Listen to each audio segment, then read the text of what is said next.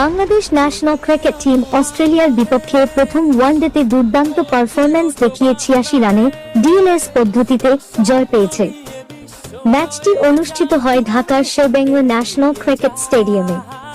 Toss জিতে আগে bat করে বাংলাদেশ নির্ধারিত ৫০ ওভারে ৮ উইকেট হারিয়ে ২৮৪ রান সংগ্রহ করে। জবাবে অস্ট্রেলিয়া ব্যাটিংয়ে নেমে বাংলাদেশের বোলারদের নিয়ন্ত্রিত আক্রমণের মুখে পড়ে এবং নির্ধারিত লক্ষ্যের কাছাকাছি যেতে পারেনি। বৃষ্টির কারণে ম্যাচে ডিএলএস পদ্ধতি প্রয়োগ করা হলে বাংলাদেশ ৮৬ রানের বড় ব্যবধানে জয় নিশ্চিত করে। ব্যাট হাতে বাংলাদেশের হয়ে তানজিদ হাসান তামিম, নাজমুল হোসেন শান্ত ও মোসাদ্দেক হোসেন গুরুত্বপূর্ণ অবদান রাখেন।